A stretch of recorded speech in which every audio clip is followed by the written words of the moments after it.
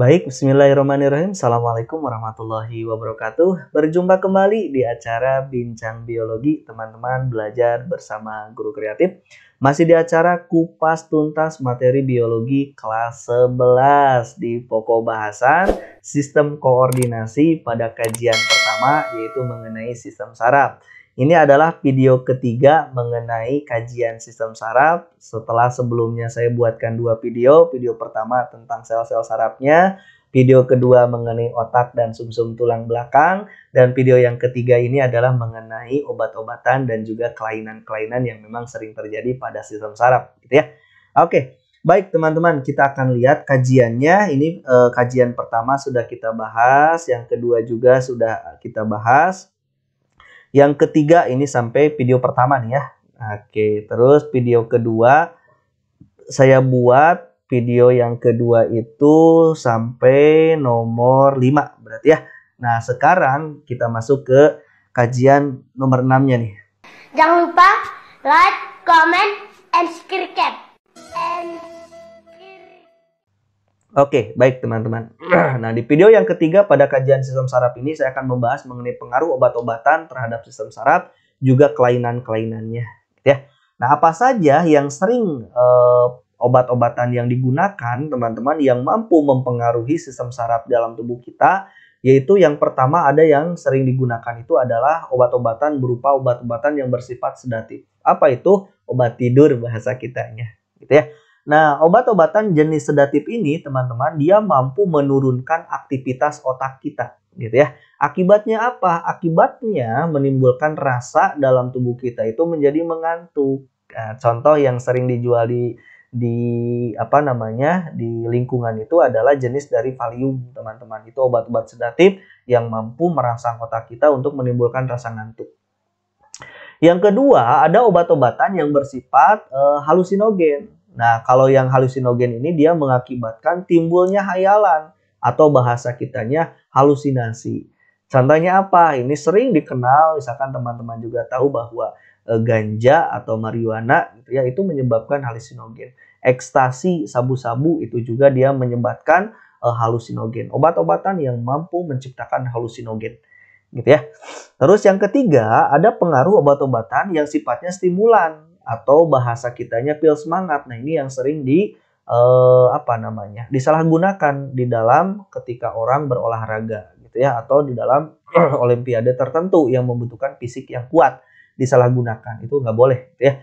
Nah, stimulan ini atau pil semangat ini, teman-teman, kerjanya mempercepat otak kita untuk beraktivitas gitu ya, yang membuat tubuh kita itu selalu merasa prima. Jadi merasa kondisinya itu selalu bugar. Ya, gitu ya. Nah, contohnya apa yang sering beredar di lingkungan itu dalam bentuk kokain, gitu ya. Kokain itu dia jenis dari stimulan berupa pil semangat, gitu ya.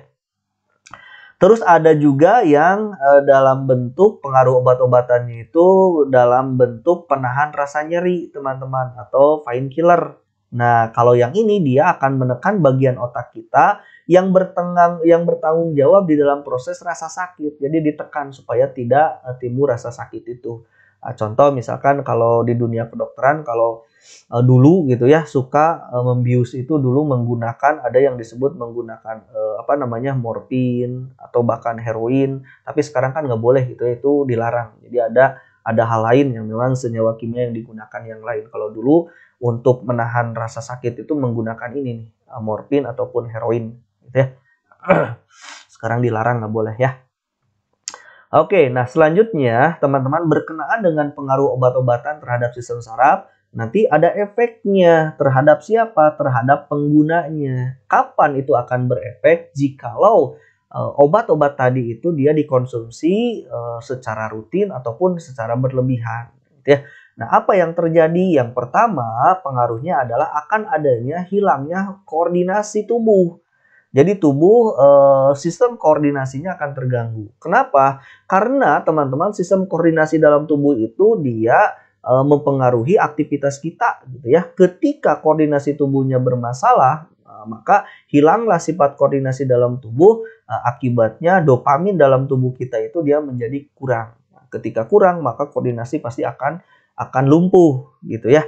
Yang mengakibatkan terganggunya sinapsis dari antara satu sel saraf dengan sel saraf yang lain di dalam menyampaikan impuls. Akibatnya apa? Akibatnya teman-teman nanti impuls yang disampaikan bisa lambat gitu ya, atau bahkan tidak sampai disampaikan ke otak. Itu kan bahaya gitu ya. Itu yang pertama. Jadi hilangnya koordinasi tubuh. Yang kedua, bisa jadi terjadi kerusakan alat-alat di dalam proses sistem respirasi, misalkan paru-paru. Mengakibatkan orang tersebut menjadi gemetar terus-menerus gitu misalkan gitu ya. Terjadi kram perut, gangguan sistem saraf, dan bahkan mengakibatkan kematian gitu ya. Itu yang paling fatalnya. Selain itu, efek yang lain adalah hilangnya kendali otot gerak, teman-teman. Jadi kendali otot-otot gerak itu biasanya hilang secara perlahan. Terus kesadaran dan denyut jantung melemah, gitu ya. Terjadi kerusakan hati, sirosis, jadi hatinya mengeras, gitu ya. Lambungnya juga rusak, serta bagi perempuan yang hamil, teman-teman, dia akan melahirkan bayi dalam keadaan cacat, gitu ya. Bahayanya itu dari efek samping penggunaan obat-obatan itu. Terus yang terakhir, pengaruh obat-obatan itu bisa jadi menghilangkan nafsu makan. Ketika menghilangkan nafsu makan, otomatis berat badan akan merosot. Sehingga biasanya pengguna obat-obatan tertentu itu kan menjadi kurus. Itu kelihatan banget gitu ya, sebab dia nafsu makannya nggak ada gitu.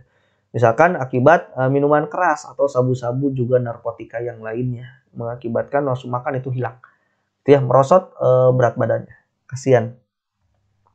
Itu dia berbicara pengaruh teman-teman obat-obatan yang sering menyerang sistem saraf tubuh kita. Dan yang terakhir ini pokok bahasanya mengenai kelainan.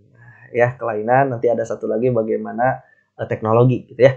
Nah, kelainan yang sering menyerang di dalam sistem saraf, banyak sekali kelainan, namun ada beberapa hal yang sering bertemu, mungkin kalian pernah mendengar. Nah, ini yang paling banyak itu yang pertama yang akan kita bahas, yang sering kita ketemu sehari-hari di lingkungan gitu ya.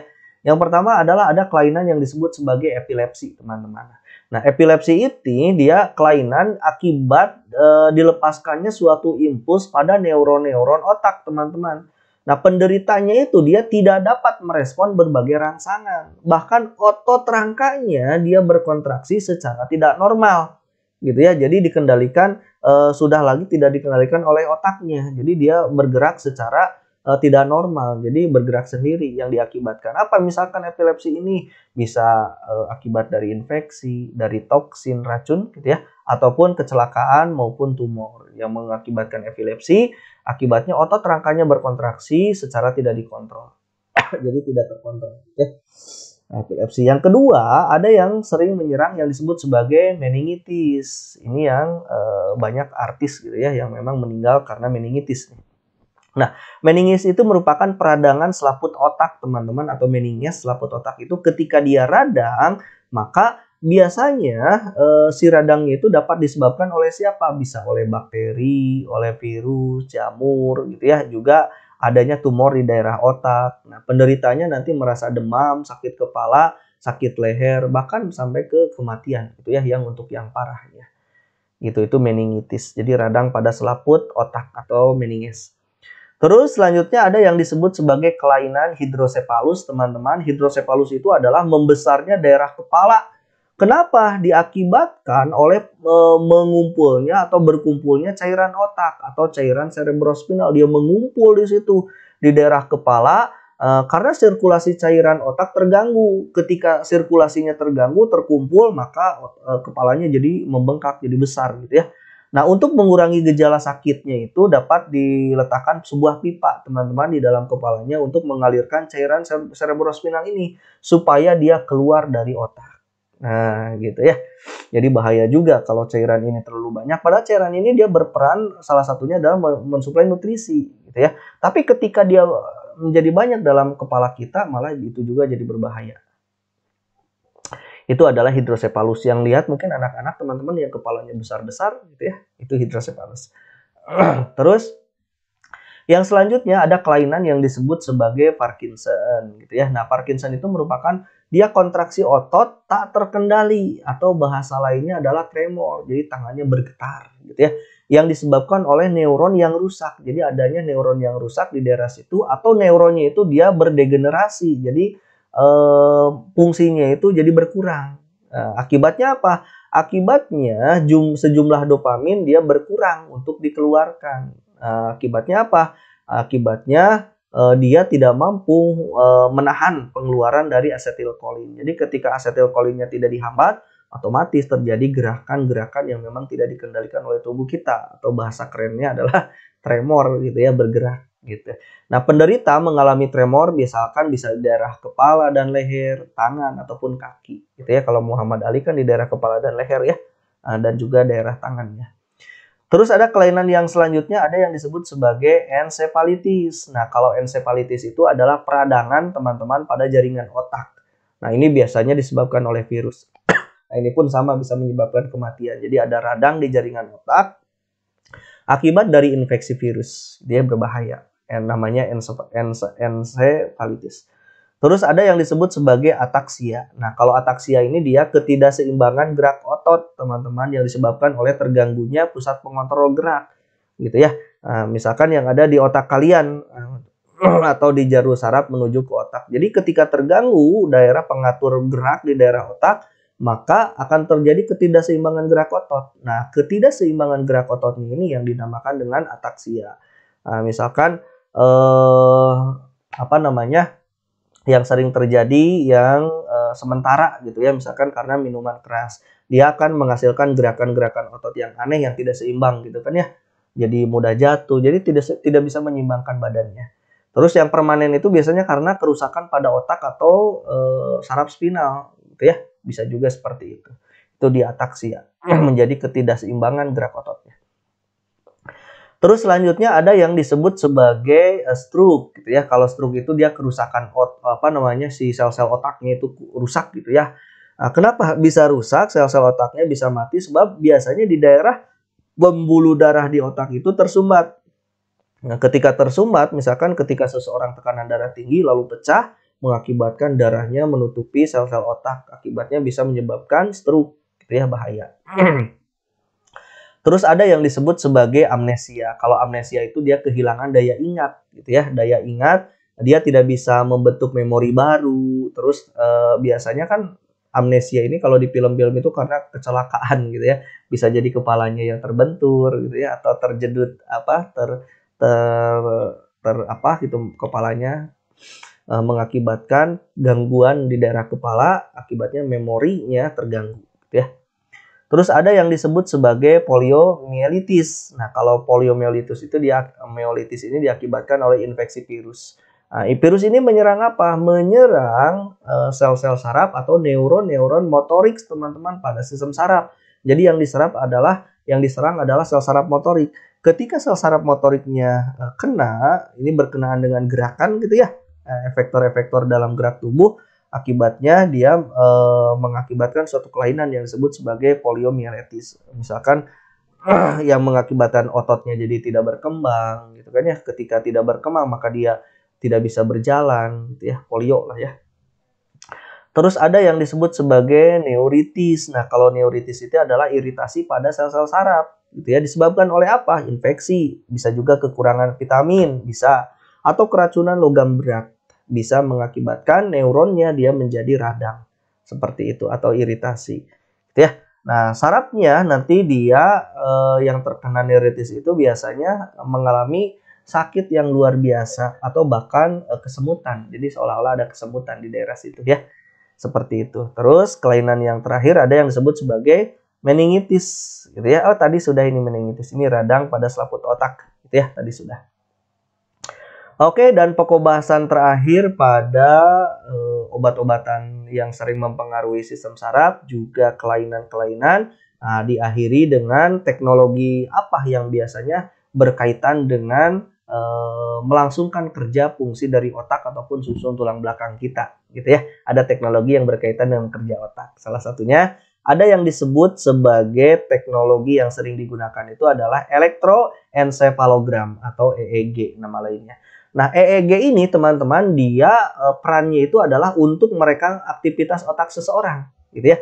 Sehingga nantinya dokter dapat menentukan apakah pasien masih hidup atau sudah meninggal. Jadi bisa ketahuan, gitu. Nah, EEG juga dia dapat menangkap potensial listrik di otak yang disebut sebagai gelombang otak, gitu ya. Bisa alfa, beta, theta ataupun delta. Nah, nanti pasien yang meninggal misalkan, lalu ditempelkan alat namanya EEG, lalu EEG menunjukkan garis datar, maka tidak ada gelombang otak yang menandakan bahwa orang tersebut meninggal. Tapi kalau ternyata garisnya tidak datar gitu ya, ada garis lengkungan-lengkungan ke atas ataupun ke bawah, berarti bisa jadi si orang tersebut masih dalam keadaan hidup. Nah, gitu ya. Terus selanjutnya ada yang disebut sebagai zat anestetik gitu ya, atau pati rasa nama kitanya gitu ya. Nah, zat anestetik ini teman-teman perannya itu dia menghilangkan atau mengurangi rasa sakit, bisa menghilangkan atau mengurangi rasa sakit. Jadi ketika ada operasi-operasi bisa ya. Nah, sehingga nanti menimbulkan hilang rasa ataupun anestesia. Nanti biasanya digunakan kan ketika seseorang dalam keadaan dioperasi gitu ya, kan ada bius total, ada bius lokal gitu ya menggunakan ini. Nanti dia bekerja dengan menghambat terbukanya gerbang natrium plus. Jadi ketika gerbang Na plus ini dia membuka, sehingga proses pertukaran ion natrium terhalang gitu ya. Jadi kalau terbuka dia bisa masuk. Nah, sekarang adanya zat anestetik ditutup si gerbangnya, akibatnya si natrium tidak bisa terjadi pertukaran di situ. Akibatnya apa? Impuls saraf tidak berjalan. Kalau impuls saraf tidak berjalan, maka di situ tidak akan ada impuls saraf yang disampaikan ke otak, menandakan di situ tidak terjadi apa-apa.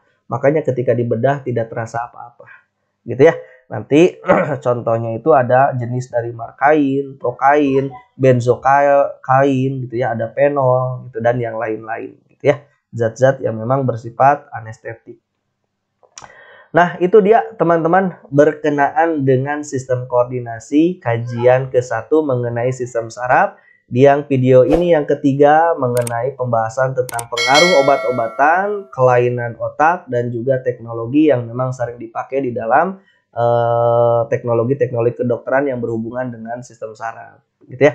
Itu saja yang bisa saya sampaikan di kajian pertama mengenai sistem saraf. Ada 3 video, silahkan bisa dimanfaatkan, mudah-mudahan bermanfaat. Saya ucapkan terima kasih. Assalamualaikum warahmatullahi wabarakatuh.